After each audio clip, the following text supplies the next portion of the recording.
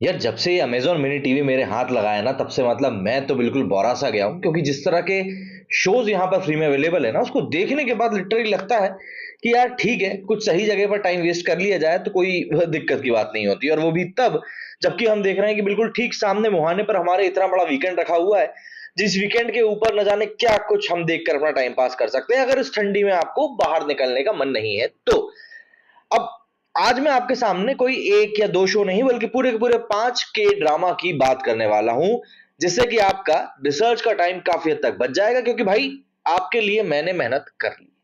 क्योंकि मुझे पता है कि जब हम पूरा मन बनाकर पूरी निष्ठा के साथ में किसी शो को देखने के लिए बैठते हैं और ढूंढने में ही जब हमारा पूरा टाइम निकल जाता है कि ससुरा आखिर देखना क्या है, तो यार मूड खराब हो जाता है और अधिकतर ऐसा होता है कि हम बिना कुछ देखे ही सो जाते हैं।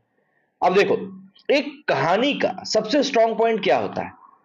एक कहानी का मेरे हिसाब से सबसे स्ट्रांग पॉइंट ये होता है कि वो अपनी ऑडियंस से कैसे कनेक्ट करती है, क्या ऑडियंस उससे रिलेट कर पा रही है। ये कुछ एक ही चीजें हैं जो कि बहुत ज्यादा मायने रखती हैं जब आपको अपनी ऑडियंस के साथ में एक रिलेशन स्थापित करना होता है। बहुत छोटी छोटी चीजें हैं, लेकिन ये वाकई में बहुत ज्यादा इंपॉर्टेंट होती हैं। बहुत से कोरियन ड्रामास मुझे इतना इंस्टेंटली पसंद आए, और वो इसीलिए आए, उसके पीछे का एक बड़ा रीजन यही है कि वहां की जो कहानियां होती है ना, वो जितनी ज्यादा सिंपल होती हैं उतनी ही ज्यादा कॉम्प्लेक्स भी होती हैं, कि आप उनमें एक तरह से खो जाओगे। वो कहते हैं ना, मंत्रमुग्ध हो जाना, बिल्कुल बस वही, आप उसमें खो जाओगे और चाहते रहोगे कि भैया आपको और कुछ देखने के लिए मिले, और कुछ देखने के लिए मिले। मतलब एक तरह से वो आपको अपने एक अलग ही दुनिया में लेकर चली जाती है और अपने साथ आपको हुक कर लेती है। बिंज वॉच के लिए जब मैंने एक्सप्लोर करना शुरू किया, तो देखिए मुझको तो इतनी आसानी से कभी भी कोई ड्रामा सीरीज मिला नहीं करती थी जितनी कि आज की तारीख में मिल जाती है। और आप लोगों के लिए तो अभी और भी ज्यादा आसान हो गया, क्योंकि मिनी टीवी जैसी एप्लीकेशंस अब आ चुकी हैं जहां पर कि आपको ढेरों शोज देखने को मिल जाएंगे, ढेरों शोज, वो भी बिल्कुल फ्री में। कोई वीपीएन नहीं लगाना, कोई पैसा नहीं देना, आपको बिल्कुल फ्री में यहाँ पर सभी शोज मिल जाएंगे, वो भी क्वालिटी हिंदी में डब किए हुए शोज। मतलब कि आपको ये भी टेंशन नहीं लेना कि यार आखिर इसकी डबिंग कैसी हुई होगी। अब फिर चाहे वो के ड्रामा हो, मैंड्रीन हो, इटालियन हो, या फिर कहीं के भी हो, सबसे मजे की बात तो यही है कि मिनी टीवी पर ये सब कुछ फ्री में अवेलेबल है। एंड बहुत से शोज तो ऐसे हैं जो यहाँ पर अदर लैंग्वेजेस में भी हैं, जैसे कि तमिल, तेलुगु। तो चलिए आज का वीडियो शुरू करते हैं। सबसे पहले बात करते हैं हमारे 5वें नंबर के शो की, जिसका की नाम है शी वॉज प्रिटी। IMDb पर 7.6 रेटिंग वाला ये शो काफी सिंपल है, बट इसकी यूएसपी फील गुड फैक्टर वाली है। ये दो ऐसे दोस्तों की कहानी है जो बचपन में एक दूसरे का काफी सपोर्ट सिस्टम थे, बट किसी कारण से इन दोनों को अलग होना पड़ा। 15 साल अलग रहने के बाद जब मौका आया कि चलिए अब ये लोग दोबारा एक साथ मिल सकेंगे, एक ही शहर में रह सकेंगे, तब मामला काफी ज्यादा बदल चुका है। दरअसल लड़का जो कि पहले बहुत ही मोटा भद्दा हुआ करता था, आज की तारीख में वो बहुत ही एक स्मार्ट और गबरू जवान हो चुका है। मतलब कि एक गुड लुकिंग बंदे में बदल चुका है। वहीं बात करें हमारी एक्ट्रेस की, जो कि पहले काफी ज्यादा सुंदर थी, अब उसकी भी काया बदल चुकी है। मतलब सीधी सी बात यह है कि उसके साथ पूरा का पूरा उल्टा पुल्टा हो गया। उसके बाल बिखरे हुए हैं, चेहरे पर पिंपल्स है, न जाने क्या क्या। बंदी हमारे बंदे को बिल्कुल भी डिसअपॉइंट नहीं करना चाहती है मिलके, इसीलिए उसने अवॉइड किया है उससे मिलना, कुछ ना कुछ बहानेबाजी करी है। लेकिन वो कहते हैं ना कि जब ऊपर वाला कुछ चाहता है तो आप रोक नहीं सकते, और यही होता है। लड़की को इंटर्नशिप की नौकरी भी उसी कंपनी में मिलती है जहां पर कि एडिटर इन चीफ रहता है हमारा बंदा। बस उसके बाद ये पूरी की पूरी कहानी शुरू हो जाती है और सवाल खड़ा हो जाता है कि क्या हमारा हीरो अपनी फ्रेंड को पहचान पाएगा। ये देखना एक बहुत इंटरेस्टिंग प्लॉट है। ये सीरीज फ्री में मिनी टीवी के ऊपर अवेलेबल है। इसके बाद चौथे नंबर पर आती है डाइन विथ लव। ये शो उन लोगों को जरूर पसंद आएगा जो बाहर से टफ और अंदर से नरम होते हैं, जो अपने दिल की बात सही तरीके से एक्सप्रेस नहीं कर पाते और इवेंचुअली विलेन बन जाते हैं। जैसे ये हमारे हीरो की अगर हम बात कर लें, खाने की इतनी बड़ी कंपनी का मालिक है, बट नहीं पता कि खाना बनाते कैसे, और इसी एक वजह से उसे बड़ी दिक्कत भी होती है। क्योंकि देखो, आपको साइकिल का धंधा अगर करना है और आपको साइकिल चलानी नहीं आती, तो भाई दिक्कत तो होगी। दिक्कत होगी तो होगी, चार लोग जो मजाक उड़ाएंगे वो अलग। तो यही दिक्कत यहां पर अपने भाई के साथ भी हो रही है। ऐसे ही एक फूड शो के दौरान वो प्रोडक्शन टीम के ऊपर काफी नाराज हो जाता है, लेकिन वो टीम डिसाइड कर लेती है कि एक तो इस आदमी को खाना बनाना नहीं आता, ऊपर से हम पे ही चटक रहा है।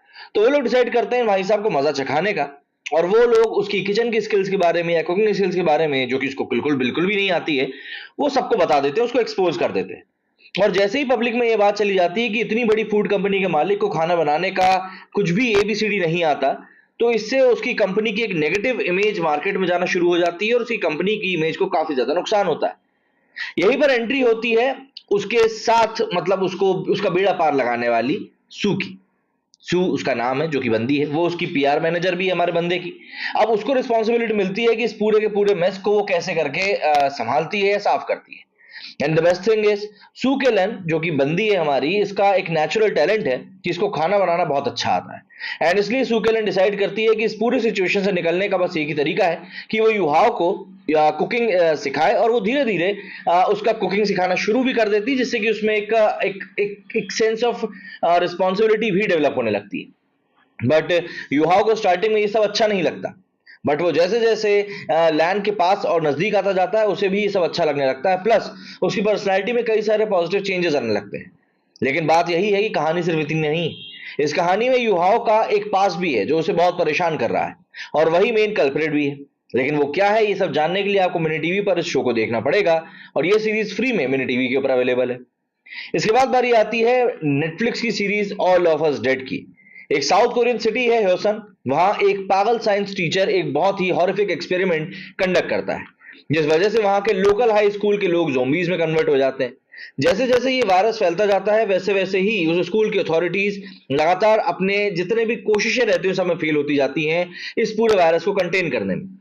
अब वहीं पर सवाल यह है कि एक ग्रुप है स्टूडेंट्स का जो फंसा हुआ है, जिनके पास बचने और खुद को सेफ जगह पर पहुंचाने के साथ साथ अपने आप को सही सुरक्षित रखना भी एक बहुत बड़ा टास्क है।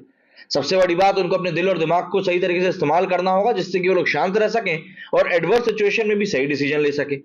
ये सीरीज है बहुत ज्यादा सस्पेंस और थ्रिल से भरी हुई, मतलब आप जब इसको देखने बैठेंगे तब आप एक बार बैठ गए तो आप उठ नहीं पाएंगे, प्लस इंटरेस्ट जो डेवलप होगा वो अलग।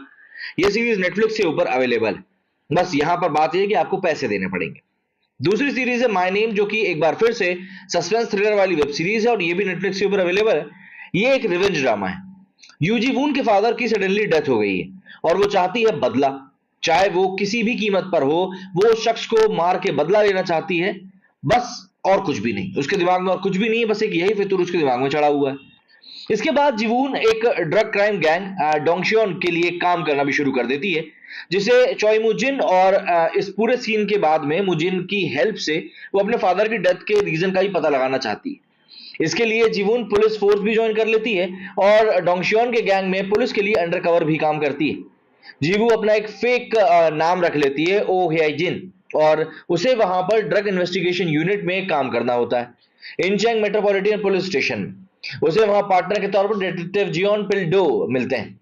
ये सीरीज भी नेटफ्लिक्स के ऊपर अवेलेबल है, बट यहां पर भी आपको पैसे देने पड़ेंगे इसको देखने के लिए, बट ये सीरीज वर्थ वॉचिंग है, मैं आपको बता देता हूं। नंबर 1 पर मेरे लिए है चीयर अप। चीयर अप भी अमेजॉन मिनी टीवी के ऊपर अवेलेबल है।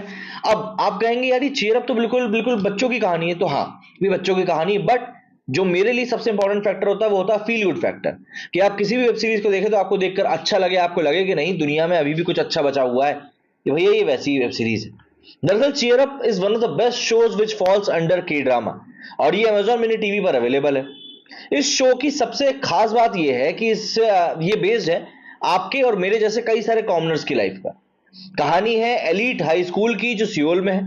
इसके 5 स्टूडेंट्स के आसपास हमारी कहानी घूम रही। ये लोग एक ऐसे स्कूल में हैं जहां पर रियल वर्ल्ड से ज्यादा किताबी कीड़ा बनाने के ऊपर ज्यादा फोकस किया जाता है, और ये पांचों इस एनवायरनमेंट में कैसे सरवाइव करते हैं, बस यही हमारी कहानी का मेन एम भी है। कांगयोन डू लीडर है outcast street dance club real king का। ये ग्रुप उन स्टूडेंट्स से बना हुआ है जिनकी एकेडमिक परफॉर्मेंस काफी ज्यादा खराब है, और यही कारण रहता बनता है कि इनको साथ आना पड़ता है, क्योंकि ये लोग इनको हर कोई अलग थलग कर रहा होता है। वही किम यूएल बाइको का प्रेसिडेंट है। ये एक ऐसा एलिट क्लब है जहां पर कि जो स्कूल के टॉप स्टूडेंट्स हैं वो 5% ही इस ग्रुप का हिस्सा बनते हैं।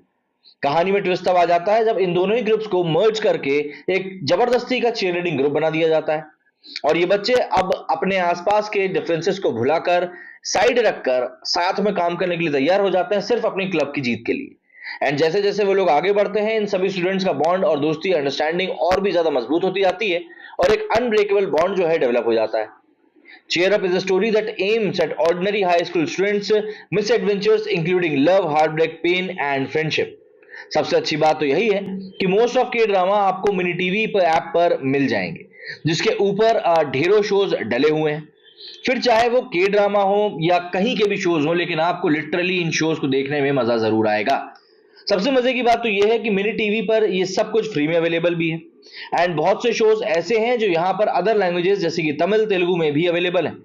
तो रुके किस बात के लिए हो, अगर नहीं डाउनलोड किया है अभी तक मिनी टीवी ऐप को तो जल्दी से डाउनलोड करो और देख के बताओ कि आपको कैसे लगे ये शोज। और हाँ, अगर आपने इन शोज को देख लिया तो अपने रिव्यूज कमेंट में लिख के जरूर बताइएगा। मेरे स्टूडियो फिलहाल इतना ही। जय हिंद, जय भारत।